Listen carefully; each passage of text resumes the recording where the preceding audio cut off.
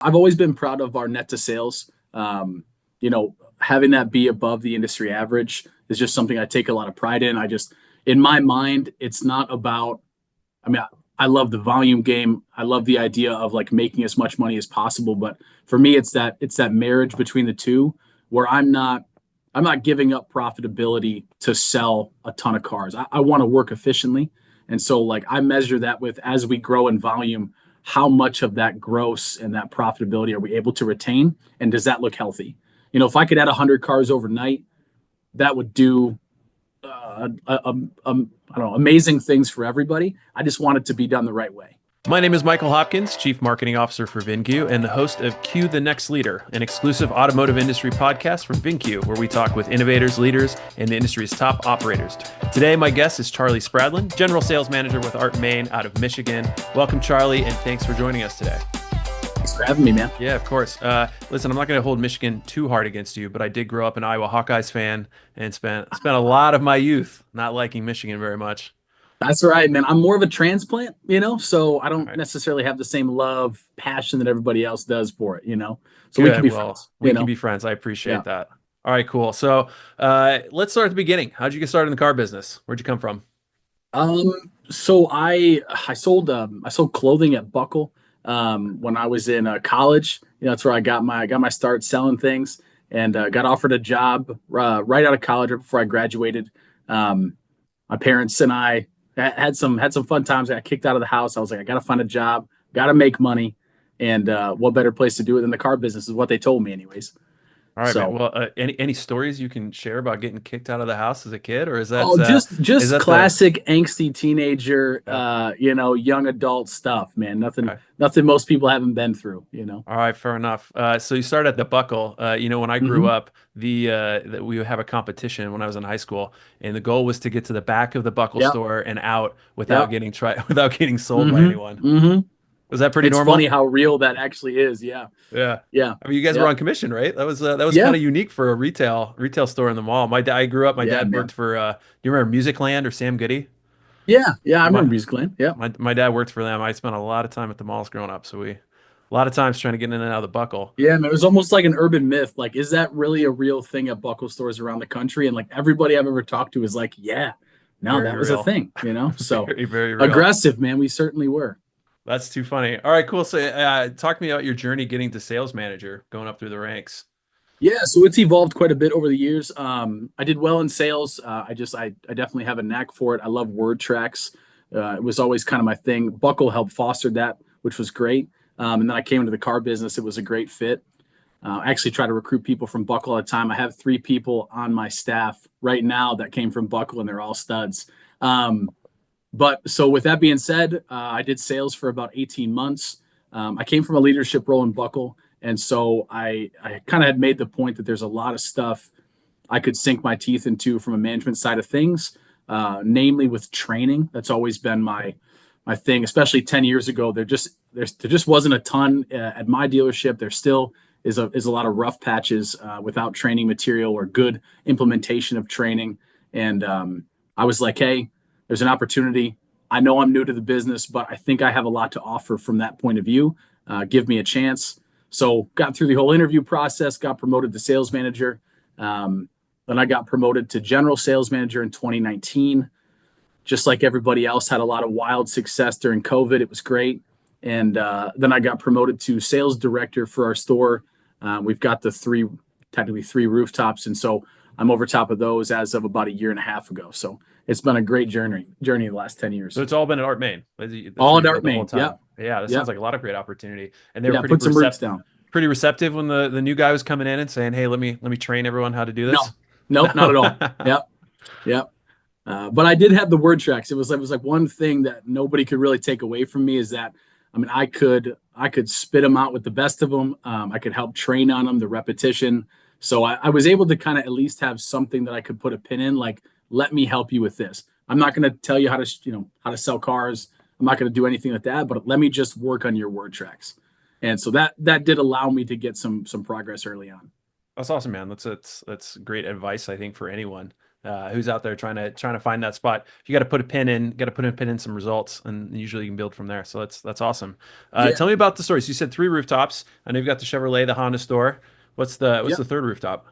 We have another location in Chelsea. It's 15 miles away. It's another Chevy point. So we Okay. acquired that in 21. Are you guys in acquisition mode? Is there plans for more stores? Yeah, that's what the big man tells me, man. We're always looking for a good opportunity, but I think it's kind of hard these days to find a good opportunity just coming out of COVID and all the Yeah, profitability and all that stuff. So for sure. hopefully more acquisition soon. Yeah, I mean we're seeing that all over the country. We get a lot of our deals coming in now every month. They're just coming from the fact that some of the groups that we're working with are out acquiring more dealerships. I feel like consolidation is going to be the story the next few years. Yeah, yeah, I think you're going to see more and more big groups gobbling up the little ones. Um, so not a bad thing, just a healthier competition for the rest of us. 100%. So across your three stores, is the big guy you said, is he pretty involved? Is he running the stores from a corporate level, or do the stores run pretty independently? Yeah, so we have myself, and then we have a fixed director, and he kind of has the same role that I have now, where Chris, who's our owner, steps back a little bit, lets us do our thing. We both do a good job, at least as far as I can tell. We do a good job, and he lets us run things. We operate pretty independently from him, so it's a nice mix for a guy like me that I like to find problems, I like to find solutions, and I like to tackle them with like an absolute aggression. And Yeah. so he just lets me have free reign, so it's nice. That's great. That's awesome. A Yeah, lot of authority is super important in those types of situations. So, and then let's take it, you've got responsibility over both stores. So you can go out yeah, or I'm sorry, all three stores now. yeah, all three, and they're all humming along, so we're moving in the right direction in both places. So So what does success look like for you guys at the stores? What are the kind of KPIs you're measuring against? Obviously, you've got volume and front and gross, but what yeah, else are you guys tracking? yeah. I mean, I've always been proud of our net to sales. Having that be above the industry average is just something I take a lot of pride in. In my mind, it's not about. I mean, I love the volume game. I love the idea of like making as much money as possible. But for me, it's that marriage between the two where I'm not giving up profitability to sell a ton of cars. I want to work efficiently. And so like I measure that with as we grow in volume, how much of that gross and that profitability are we able to retain? And does that look healthy? If I could add 100 cars overnight, that would do I don't know, amazing things for everybody. I just want it to be done the right way. I don't want to Yeah. lose things along the way, and so we've been able to continue growing in that regard. It's awesome. That's awesome. So let's think about the inventory life cycle, vehicle life cycle that we talk about at VinQ. So if you're looking at, you want to increase volume, but at a rate where you're still adding gross back in every time. So not necessarily the run faster at all cost model. How Yeah, does, like, starting with acquisition, what do you guys look at when you're out looking? Where are you getting vehicles from? yeah. I mean, we have an aggressive buying strategy in every area of the dealership. We have it in service. We use a tool called Mastermind. I have dedicated service lane buyers now at this point. We have private party buyers. I have two buyers that operate just on the auction. So we're in acquisition mode constantly. And I'm sure you're familiar with him, but Glenn Lundy. Yeah, of course. Yeah, so I take a lot of inspiration from Glenn's teachings. He's a great mentor of mine. But we have a buying strategy, and we don't deviate from that strategy for any reason. And that equates to healthy front end grosses and high volume. We're replacing what we sell every single day. VinQ helps me do that. And then it's like, it's really easy to buy a car for $45,000 on the auction, $50,000. It's like they're everywhere, and they end up sitting. And so we try to keep in a very specific bucket. We try to have very specific brands that we know are going to sell well based on the data, and then we price them accordingly. And we don't have to give them away in order to sell them because they're in high demand. So Got it. And are you using VinQ buying plan for that? Are you kind of yeah, so following? we just started using the buying plan. Before it was more of like a mantra almost. It was Got it. like this is how we buy, this is what we do, and like it was just repeated constantly. And then so as we're fine tuning it a little bit more, the buying plan's been super helpful for my buyers to get some better data out of. That's how we're replacing what we sell every day. That's awesome, man. So I started with love a the mantra, and now we're using tools to make it more efficient. That's great. I mean, that's cultural, right? Culture is going to outweigh process. Culture is going to outweigh, best practices, anything else if you're creating the right culture for it. And I think that's super important. So that's awesome. That's where you started. Makes sense. Yeah, Let's talk about the acquisition breakdown a little bit. So you said that sounds like you're doing an omni-channel approach, right? So you're of sourcing from a course. lot of Yeah. different places. So what's like roughly the mix of like what are you buying out of service? What are you buying at auction? What are you doing private party? Are you doing dealer to dealer? Yeah, we don't do a ton of dealer to dealer. We're dabbling with the new tool in VinCue, like the dealer network, putting up numbers and stuff like that as that starts to get rolled out. Um, but the service lane, it's probably my biggest focus right now, as it has the most opportunity. But I have a dedicated service to sales concierge. She handles appraising cars frequently. We're really growing that. That's my biggest focus, but that ultimately still makes up the smallest amount of my acquisition, as we're finding the right ways to do that. But um, that I'd probably makes up imagine the about, performance is way better off those vehicles, though. yeah, of course. I mean, you're almost always selling a car along with it, which is great. And then, I mean, you're buying cars that you service. You ultimately take them in better than any other way to buy them. They're the most profitable by far. So it's worth the love, it's worth the labor, and it's starting to grow. So we're probably at 10 to 12% of our inventory is now being acquired through the service lane with Great. appointments and stuff like that, which is fantastic. I'd like to see that get closer to that 25%. Do you Um, guys are you guys tracking percentage of ROs, like how many you're transacting on?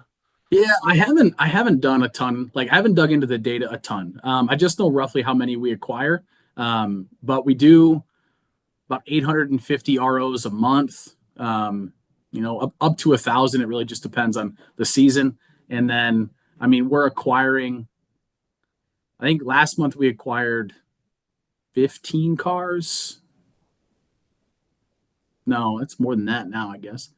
Almost 20 cars last month, through the service drive. So, Okay. I mean, it's like on a percentage basis, it sounds terrible, but it feels good to me. No, it's listen. Um, What we're seeing is anything around 5% is like a really yeah, successful program. So yeah. sounds It's like you I guys kind are of, when I started it and I was talking to the girl Haley, she's doing a great job for us. Um, I was just kind of like, hey, if you even converted 1%, this is wildly worth it. And so as that's growing, she's just doing. It's a great opportunity for her, and it's a great opportunity for the store. So, sure makes sense. yep, Okay, so you're looking lots of places to acquire vehicles, which is yeah.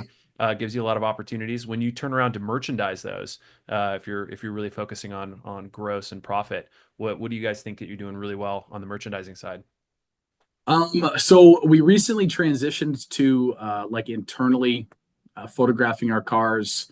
We were using a tool called Car Data, but it's like, not to plug VinCue too much, but with the integration of Rapid Recon, which we have been using for a couple years now, and the two, I was just finding that I had such a delay in merchandising because of photos. Not that Car Data doesn't have a good product, but it can't be as consistent if you do them internally. Um, and so we shifted that money. Again, instead of spending money outside, I take that money now, I spend it, to the service department, keep all the money in house, and we're getting photos out a lot faster. The integration with Rapid Recon is getting them on the lot, like frontline ready digitally, a lot faster. Um, So, and so let's say before that, when you were doing the old process, how many days to get a vehicle from point of acquisition to frontline ready? it was probably, it's almost embarrassing. It was probably close to 14 days by the time, like, that was considering purchasing at the auction all the way through our process. So by the time, it's we track it in Rapid, so it's like we only have one. It starts at the life cycle of the reconditioning process. So from day of purchase to digitally lot ready, it was close to 14 days, and there were a lot of bottlenecks in there from transport. Not so much getting it through service, but transport was our biggest one, and then photos was our biggest delay. Got it. If a car was a trade-in and it was in and out, it still is fairly fast, probably 5 to 7 days. Um, but because we track it as a whole, the 14 days was Yeah, looking it counts in really, there. really big, because sometimes it It would sounds take, rough.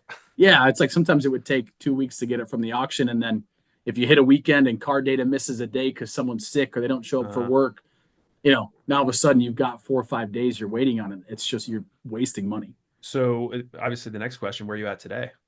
Mm-mm. VinCue says 8 days total. Nice. So to frontline ready, which from 14 is like a massive increase. And we've done it in a bunch of different ways, but the internal photos and all tracking all that through Rapid and Vin, like having it in one spot has been super helpful. And that's including transport. That's including transport. Yeah. Man, that's awesome. That's a huge gain. That's really Yeah. exciting. Yeah. I mean, Yeah. obviously you got what Super you guys are exciting. doing process around it is helping too, but that's awesome that we can track on that. Yeah. So Yeah. you brought VinQ. I didn't, even though Yeah. Right. No way, dude. yeah. But I might as well we're gonna talk a little bit about it. So when did you guys start using VinQ? So it's kind of fun. I use VinCue here, and as I'm changing processes in the Chelsea location, I run it side by side with vAuto. So I have a really I don't know, like a unique perspective on it. Um, but we started using VinCue probably 2 years ago. Yeah, 2.5 years ago. Mhm. Um, I met Danny at one of Glenn Lundy's retreats, and the pitch was just so good. I could not Yeah. sign up. So I mean, the spirit that he brings every day. Like we just had our team meeting this morning, and his ability to stand up and talk literally from the perspective of the dealer, having yeah, run his store for so long, like it's just, I mean, it's such a game changer yeah, for us to be able to understand these are the problems we're actually solving for real people in life. So yeah, yeah, Danny, he's amazing. He's an easy guy to follow. yeah. I mean, I like him a lot, and he's just got a lot of knowledge. It's just very, very compelling stuff when he starts speaking. For sure. So you heard him talk. Yeah, obviously you were in on that vision. Were Yeah, there specific challenges or pain points, anything you guys were trying to address, or was it just, hey, we ran across this guy in this thing we're going to try out? yeah. So I think it's hard. I feel like it blurs together these days. But Danny had been talking about a tool called Boost that you Hmm. guys were launching or going to launch, and it was that along with like the idea of like constantly coming up with new things. I was like, you know what? We're coming out of COVID. Something's got to change. I just like, if we don't start rolling fast, I just feel like we'll get swept up in I don't know, and nobody moving, and just like Yeah. this weird stasis of like, is it COVID? Is it not? What should we focus on? What can we, I was just like, volumes to play, efficient volume. It's like, again, I think you can get lost there a little bit, but volumes to play for me. And I want the best tool to make that happen. And so being able to kind of take a bunch of little tools, combine them into one with VinQ, and know that, yeah, some stuff won't work. I'm sure other stuff's going to be amazing, but we're constantly going to be innovating. For me, was just like it just aligned really well with my personality. And so why wouldn't I sign up? Was that a hard sell inside the dealership?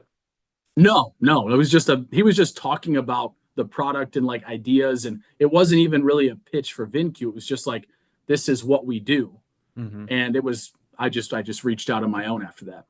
That's awesome. That's great to Yeah. hear. I mean, I love that that was the experience. And then, so obviously, you guys sign up, you roll into onboarding. What was that experience like? Have we met the expectations that you were seeing? Yeah, absolutely. I like it's funny because Chris, my owner, is a big vAuto guy. We piloted vAuto 30 years. When it first came out, we were a pilot store. So always just been into technology. And it's funny watching him be like, yeah, but it doesn't look like my 90s screen. You know what I mean? Anymore. And so like there was definitely a transition period with the dealership.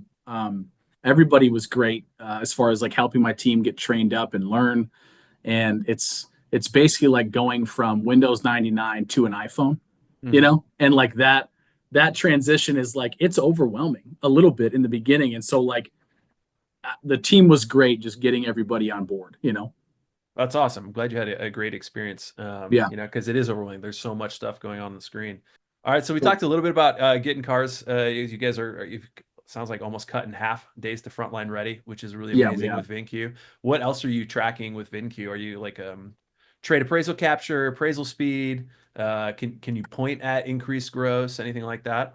Yeah, so like I was saying, I have a unique perspective because I use vAuto in the other store, and it's a smaller store. But I just, of all the things to change, it's one thing at a time. So it's coming over there, but in the meantime, I get to use the tools side by side, and what I'm finding is I will appraise a car in VinQ versus vAuto. and we're 15 miles away. So theoretically, the data should be comparable. And the VinCue appraisal number generally comes out higher. Like I can put more money into this car and then I can price it higher and retain gross than I can if I use the data that's inside of vAuto, which seems wild to me. And so at first I'm like, okay, well, if that's the case, maybe there's too much data in VinCue, or I've been going back and forth trying to figure it out. And a couple times now on like bread and butter type of stuff, like Chevy dealerships, so Equinoxes, Silverado 2FLs, things that are like high, fast moving cars. I will literally compare the two side by side and watch how quickly they move. And I'll sell the car at a higher price in the Jackson location under VinCue than I will sell it and retain it in vAuto, which is just like it's a super weird thing to watch side by side. But like, and we use a couple of different tools like Boost, so that could be part of it. But Sure. I mean, basically, what it's telling me is that like, if I don't appraise a car in VinCue, I'm leaving money on the table as far as the appraisal goes, and I'm probably leaving money on the table as far as pricing it goes. It's not it's not the most scientific approach to it because there are so many differences between the stores. Yeah. But we're 15 miles away. I should be able to sell the car for the same amount of money in both locations, and it doesn't happen that way. Which is Have you dug in to try and figure out kind of how you attribute that? Is that is it based on you're choosing better cars, or No, it's like because I'll swap inventory between the two. It's like I have two buyers who buy the same. It's the same buying strategy, same type of thing. But what I think I lose deals in the other store a little bit because we're not putting enough money into cars because we're not sure that we can price them high enough or to make enough money to make it make sense. And I think using the tool like Boost inside of VinCue, coupled with our social media presence at the other store, and it's a bigger store. I mean, again, it's not. So it's a hypothesis. I haven't done the scientific method to ultimately determine what the difference is, but I know that if I compare the two appraisals, my appraisal's lower in vAuto, higher in VinCue, and my average front gross is higher in my Jackson store across the board. do you have a number on So that? What's your average front end gross? it's $1,800. And that's up from when you started That's with up VinCue? from there's about 1,300 in the other store. Okay, wow, And so significant, right? it's a big difference. And it's like, again, I use VinCue, I use Boost, I use a lot of the tools inside of that. So it could be, part of that could be using Boost. I'm selling the car faster. I'm making more money on it because it's marketed in the right way. But all I know is that it's right in front of my face, and it makes that switch to vAuto happen a lot faster, or from vAuto to happen a lot faster. Obviously, we're not upset about by any means, but Yeah, no, it's like it's just funny timing to have this conversation after I just figured that out. Like, I don't know, probably a month ago, me and my owner have been going back and forth trying to clean up the inventory over there because it was a bit of a mess at the end of last year. And so I've been appraising cars in both systems back and forth, trying to better understand why. And yeah. it's a constant theme. I'm seeing it over and over again.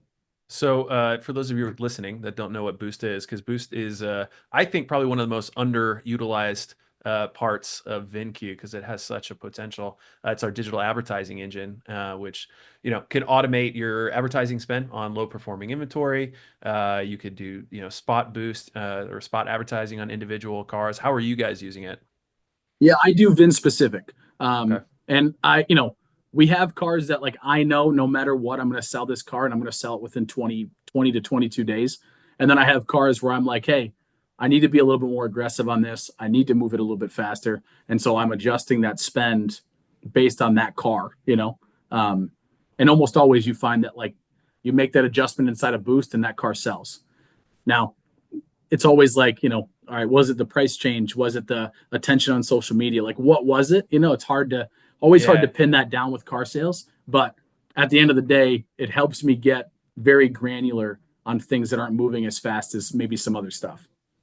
Yeah, I mean that's attribution, like you said, is super hard. But Yeah, the thing is, you've got to use all the tools in the box to make a difference. So that's yeah. awesome. Use all the tools and spend as little money as possible. That's kind of like you know what I mean? It's like, so if I've got a tool and I'm spending money on it, I'm gonna use it. I'm gonna do it, and then I don't have to spend another $20,000 with Auto Trader. who is one of my biggest plugs. It wasn't a jab at them, just like, Yeah. so I like to get specific. Yeah, no, I think that's good. Yeah, it's a like I said, every you need to use every tool that's out there. That's how Yeah. we work with all those companies. But all right, cool. Well, so we've been talking a lot about VinCue, but like kind of back to industry stuff. Like, what's right now the big conversations around tariffs? Yeah. Are you guys worried about that? Are you guys talking about it? Yeah. I think it'd be crazy not to talk about it. But what I'm trying to do is not let it affect my strategy. In the last 2 months, we've had the best turn that I've had in probably a year. And again, we're aggressively buying, but I mean, I'm stocking 150 cars. I think I've got 149 right now in VinCue. I did 194 last month out of the Jackson location, and so just to use cars, it's like that kind of turn right now for me is like it's fantastic. It's saving me tons of money, and we're making tons of money because of it. And then in my other location, where I'm on vAuto over there, but my turn is like the vAuto turn is I'm turning it nine. What is it? 9 times, 10 times. I'm floating in between 9 and 10 times a year total. Mhm. So it's like over there I'm stocking 55 cars and I'm selling 42. So the big differences between the store, but I mean my turn is just insane right now in the That's Jackson great. location, and it's like I couldn't be happier. And so if I can keep growing the volume Yeah. while kind of keeping inventory low because we're buying the right stuff and appraising things the right way, and it's like again we're merchandising them correctly. I mean things are good for me, so it's like I'm not going to spend a ton of time worrying about things I can't control. I'm just going to Yeah, that's buy as fair. many cars as I can, buy the right cars, and I'm going to sell them all. That's awesome, man. I mean, what great momentum to run into Yeah, any sort of market volatility. yeah, we're lean, we're clean, and we're selling a bunch. So That's I just awesome. I That's couldn't great. couldn't be happier with it, man. It's like tariffs, cool. Just bring it on. There's always going to be something else that's going to tell you that you should be different or deviate from your strategy. And it's like if the strategy's good, why would I deviate from it? Right, for sure. So, crystal ball, everyone's talking about tariffs, but crystal ball, the next couple of years, I mean, if you look at the last couple of years, a lot's changed in Yeah, automotive, like a ton has changed. I think a lot for the better. If you ask me, I think the customer experience is better. I think the industry is thinking more about the customer than they ever have because they know that treating someone right and loyalty is actually has a direct correlation to them coming back and buying another car from you, which yeah, is great. definitely. What's the next couple of years? What's the conversation going to be? Um, I just like I can't get my head away from uh used cars. Like I think that the industry and like our success is just like it's dictated by how well we do with used cars because it's the only thing that we can control. And then inside of that, you couple it with a culture of fun. And if you've got the inventory and the experience is good, and it's not like, oh, the customer came in, they bought a car, they didn't deal with the shady salesperson, they didn't. It's like no, they had a good time. They enjoyed their car buying experience. It wasn't just we treated them well, because like that should be like in my opinion, if you're spending any amount of money, you should be treated well. It's like if I was going to give you an experience selling jeans at Buckle, if I'm going Yeah. to give you, I'm going to give you the jeans, I'm going to give you the shoes, I'm going to show you how to wear this in a bunch of different ways. Like if I'm going to give you experience spending $150 on jeans, having an experience buying any type of vehicle should always just be good. That's basic. But like, are you having fun? And then are you sharing that fun with other people through social media? And so it's like that fun culture, that fun experience, coupled with focusing on used cars and having the right inventory for people. Like I wouldn't sell nearly as many cars if I focused on like the dollar amount. If I needed to, I want to have all these fancy cars. I want to spend 50 grand, 70 grand, 45 grand. Like I need cars that people can afford. And then I need them to talk about how fun of a time they had buying their car from me and then share it with everybody. So those two things for me, I don't think are going to change regardless of what new obstacle we're going to inevitably face. Yeah, man, you sound like Kyle and Paul, the So right? Yeah, Love yeah, people more than yeah, you love cars. yeah, man. Yeah, it's Michael Cirillo is Yeah, another person that I have a lot of contact with, and it's like that's kind of his thing. It's like why are we not just having a good time? And it's like I think car dealerships focus on, yeah, they might be having fun making a bunch of money, or like everybody celebrates a big gross, and that's fantastic. But like how about just like having a fun time, like having being at a fun place to work, hosting events that are fun, making people want to do business with you. But then, of course, you have to couple that with a good used car strategy, because if you don't have the cars, it doesn't matter how much fun you're having. Right. You're not going to sell them, 100%. Well, I mean, the next question was going to be about what advice you would give to other sales managers, but it sounds like that's it. Yeah, man. Yeah. Have a good used car strategy, have fun. That's kind of what our focus is, and it's paying off real well, man. Our volume is increasing year over year. We were up, what, 275. We did 275 last year in March, and we did 330. Yeah, 330 on the nose this March. So April's pacing for the Incredible. same way, man. We did the same amount of volume in February on two less working days. And Yeah. so like everything is moving in the right direction for us. And it's like, that's all we're focusing on. It's like tariffs, interest rates, none of that stuff can you control, man, but you can control those two things. And I just think people like are just waiting for stuff to happen. And it's like, if you wait to see what's going to happen, you'll just never be able to capitalize on it. I think that's great advice. I mean, I love that. And especially coming from, like safe to say you're one of the younger, probably general sales managers operating at that level, right? Yeah, I think so. I Yeah. meet a ton of guys my age. Yeah. Yeah. So, I mean, I think that's great advice. I think that's great wisdom. What else, what other advice would you give someone, that's getting started out and kind of wants to follow the same path, wants to end up in the sales manager desk? Yeah. I mean, I still think that training is like the thing that changed everything for us and for our store. Like if you don't have a culture of improvement and you can be that catalyst for improvement, there's not, I mean, I can't imagine that there's many ownership teams or management teams that wouldn't want that on board. And it's like, I think it does end up being the responsibility of the younger generation to push that forward, because like, if I'm in the twilight of my career, not that I'm giving up, but I just like, am I going to work on, I don't, I feel like it's hard to shift your focus after 20 or 30 years in the car business and be like, you know what, I'm going to be a catalyst to focus only on training, only on foundation. It's like, no, you're trying to enjoy what you've accomplished over the Yeah. years, and you still need to do new things. You still need to, put the gas. I don't.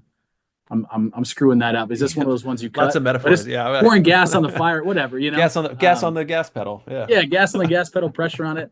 But like, it's people my age that can make a lasting difference, and you want to invest in that. It's like, if I know you can give me another 20 or 30 years of like improvement being your focus, we're gonna end up better no matter what than where we started, if that's the thing you do.